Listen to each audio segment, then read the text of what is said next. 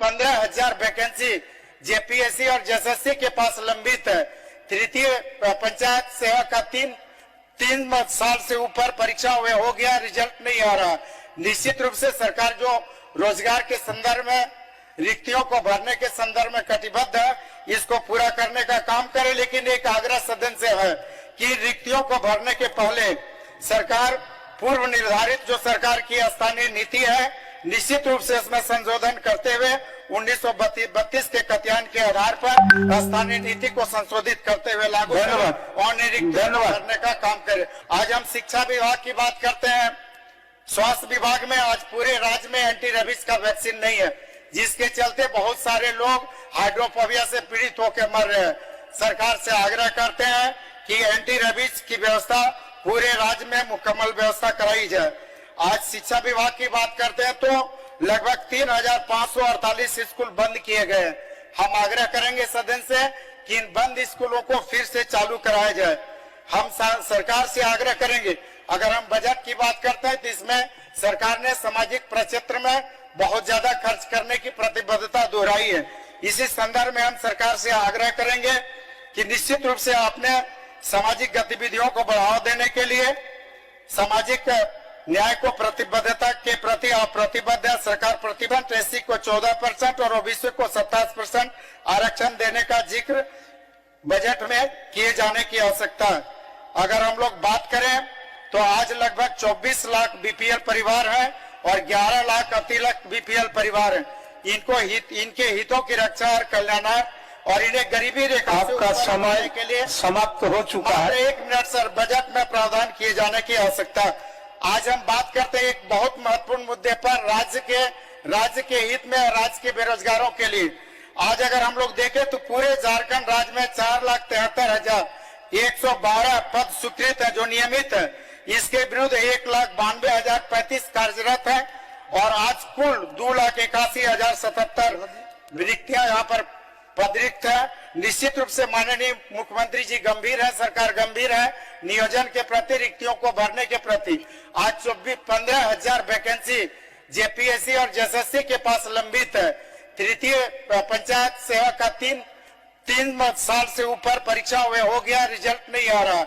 निश्चित रूप से सरकार जो रोजगार के संदर्भ में रिक्तियों को भरने के संदर्भ में कटिबद्ध है, इसको पूरा करने का काम करे। लेकिन एक आग्रह सदन से है कि रिक्तियों को भरने के पहले सरकार पूर्व निर्धारित जो सरकार की स्थानीय नीति है, निश्चित रूप से इसमें संशोधन करते हुए 1932 के कत्यायन के आधार पर स्थानीय नीति को संशोधित करते हुए लागू और निरीक्षण करने का काम करे। धन्यवाद। एक बात के लिए और माननीय मुख्यमंत्री जी और झारखंड सरकार को देना चाहूंगा कि उन्होंने ट्राइबल यूनिवर्सिटी और झारखंड ओपन यूनिवर्सिटी की संकल्पना को परिलक्षित करने का और जमीन पर उतारने का पहल किया है।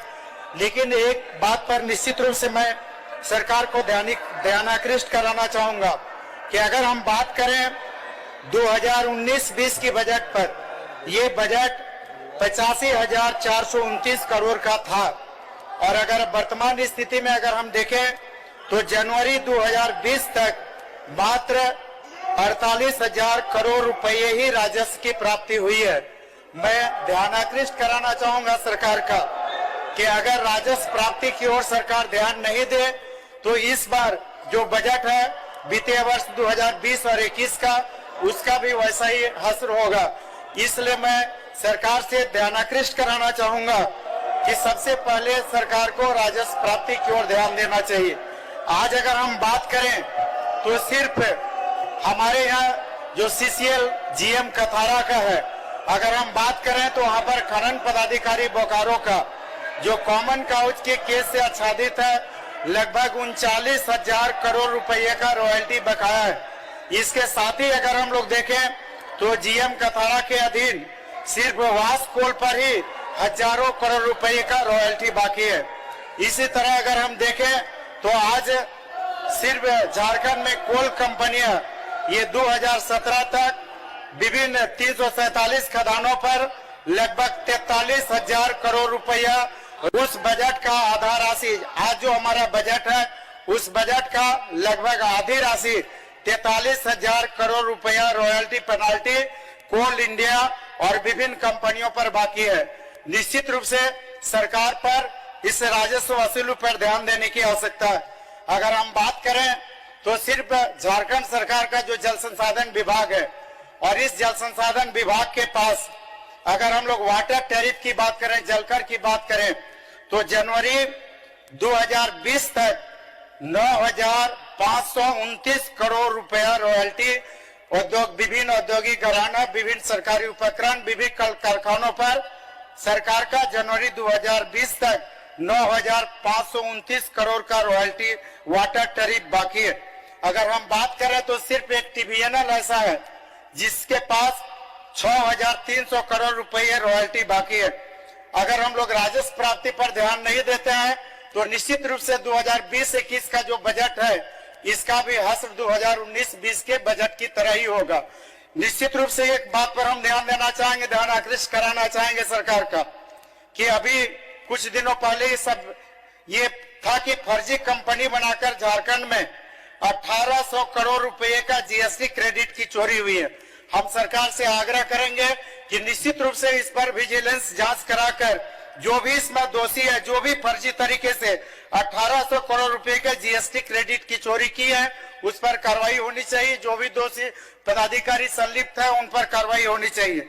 अगर हम लोग बात करें तो आज झारखंड का जो बॉर्डर एरिया है, सभी बॉर्डर एरिया पर आज चेक पोस्ट नहीं है, और ये चेक पोस्ट नहीं होने के कारण प्रति वर्ष 2200 करोड़ रुपए की राजस्व की क्षति हो रही है।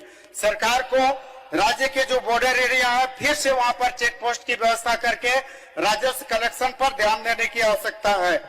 हम बात करेंगे, अगर बजट की बात करें तो निश्चित रूप से आज हम देखें तो हमारे झारखंड की लगभग 71% आबादी ग्रामीण क्षेत्रों में रहती है, और इस 71% में विशुद्ध रूप से 61% हमारे कृषक है और कृषि पर आधारित है। जबकि बजट में जो प्रावधान किया गया है मात्र 7.26% प्रावधान किया गया। निश्चित रूप से जहां पर 71% ग्रामीण क्षेत्र में लोग रहते हैं और 61% हमारे कृषि पर आधारित लोग हैं, तो कृषि क्षेत्र और इसे संलग्न बजट प्रावधान निश्चित रूप से बढ़ाया जाना चाहिए। सबसे ज्यादा जो कृषि क्षेत्र में ध्यान देने की आवश्यकता है, पर्यटन में ध्यान देने की आवश्यकता है, चूंकि रोजगार की असीम संभावना इन दोनों क्षेत्रों में। अगर हम लोग बात करें तो जब हम लोग टाटा जाते आते हैं तो रांगामाटी में 40 पैसे प्रति किलो टमाटर बिक रहा है। लगाने पर ध्यान देने की आवश्यकता है। आज जो झारखंड का स्थिति है अगर हम देखें तो इस बार बेमौसम बारिश और ओलावृष्टि के कारण आज आलू की फसल पूरी तरह से नष्ट हो चुकी है, और रबी की जो फसल है वह भी बर्बाद होने के कगार पर है। निश्चित रूप से इन सारी बातों को किसानों के हित में ध्यान देने की आवश्यकता है। आज सबसे ज्यादा महत्वपूर्ण झारखंड के संदर्भ में है झारखंड का जो भौगोलिक बनावट है, संताल परगना, पलामू, चाईबासा प्रमंडल, उत्तरी छोटा नागपुर, दक्षिणी छोटा नागपुर, हर एक क्षेत्रों में आज जो हमारे नेचुरल रिसोर्सेस है, वन संसाधन है, आज हम लोगों को मोहा की खेती पर, लाह की खेती पर, बांस की खेती पर, फ्लोरिकल्चर पर, फूड प्रोसेसिंग यूनिट लगाने पर, जैविक खाद और जैविक कृषि को बढ़ावा देने पर विचार करने की आवश्यकता है। निश्चित रूप से ड्रिप इरिगेशन, सीरी मेथड से धान खेती करने का बहुफसली कृषि पद्धति अपनाने पर कृषि विभाग को ध्यान देने की आवश्यकता है। ये निश्चित रूप से राज्य के हित में। सबसे ज्यादा ऐसा परिस्थिति ये लगती है कि हम एक तरफ बात करते हैं फूड प्रोसेसिंग यूनिट की, फूड प्रोक्योरमेंट की, और आज अगर हम देखें तो ये जो बजट हम लोगों का है, इस बजट में पूरे राज्य में मात्र 2 शीत गृह बनाने का प्रस्ताव है। हम सरकार से आग्रह करेंगे कि लगभग जो भी कृषि प्रभावित क्षेत्र है, जहां पर सब्जी की ज्यादा खेती होती है और अल्प नष्ट होने वाले जो भी फसल और सब्जी है, वहां पर ज्यादा से ज्यादा शीत गृह बनाने का सरकार काम करे। इसके साथ ही एक चीज और बहुत ही कड़वा सच है कि आज 2000 जब राज्य का गठन हुआ था झारखंड में, उस समय हमारे यहाँ राज्य का जो सिंचित क्षेत्र था मात्र 18% था, और आज हम लोग 2020 में पहुंच चुके हैं, और 2020 में मात्र 2% बढ़कर आज राज्य का सिंचित क्षेत्र मात्र 20% है। निश्चित रूप से राज्य का सिंचित क्षेत्र बढ़ाने की दिशा में सरकार को प्रयास करने की आवश्यकता है। अगर हम लोग फूड प्रोडक्शन की बात करें तो 2019-20 में 55,000 मैट्रिक टन उत्पादन हुआ था, जो इस वर्ष घटकर 45,000 मैट्रिक टन हुआ। निश्चित रूप से कृषि में कृषि उत्पाद बढ़ाने की ओर सरकार का ध्यान होना चाहिए। आज हम यहाँ पर बात करेंगे, धन्यवाद देना चाहेंगे हमारे यहाँ पर माननीय मुख्यमंत्री जी को, जिन्होंने ये आश्वासन दिया था कि हम राज्य के जो संविदा कर्मी हैं, पारा शिक्षा का, आंगनबाड़ी सेविका है, सहायिका है, मनरेगा कर्मी है या अन्य संविदा कर्मी है, इनके स्थायीकरण के संदर्भ में माननीय मुख्यमंत्री जी ने, सरकार ने आश्वस्त किया था यहाँ की जनता को। लेकिन आज अगर हम लोग देखें तो इस बजट में कहीं इसके संदर्भ में कोई चर्चा नहीं की गई है। रॉयल्टी में अभी हम लोग बात किए, सीसीएल का खरबों रुपया का रॉयल्टी प्राप्ति बढ़ाने के लिए और बजट अनुमानित जो खर्च किया गया वो राशि प्राप्त हो, इसके लिए सरकार पहल करे। आज हम बात करें तो यहाँ पर बालू घाट की नीलामी की बात करते हैं, तो इसके लिए कानून बने हुए हैं, पॉलिसी 2017 बना हुआ बालू उत्खनन और इसके नीलामी ऑक्शन से संबंधित जेएसएमडीसी को दिया गया कैटेगरी 2 के घाटों का संचालन के लिए। लेकिन सच ये है कि आज के डेट में न कोई बालू घाट का ऑक्शन हुआ है, न जेएसएमडीसी इस पर काम कर रहा है, जिसके वजह से आज अरबों और खरबों रुपए की राजस्व की क्षति सरकार को हो रही है। हम आग्रह करेंगे झारखंड सैंड माइनिंग पॉलिसी 2017 के आधार पर कैटेगरी 1 जिस पर ग्राम सभा को कार्रवाई करना है और कैटेगरी 2 जिस पर जेएसएमडीसी को कार्रवाई करना है, निश्चित रूप से अविलंब कार्रवाई करे, ताकि आज जो बालू की चोरी हो रही, कोयला की जो चोरी हो रही है, इस पर रोक लगा। अगर हम एक बात करें उदाहरण के तौर पर, तो गोमिया प्रखंड के मोहाटा थाना क्षेत्र के कहानी घाट, यहाँ पर प्रतिदिन 200 से 300 ट्रैक्टर बालू की चोरी हो रही है।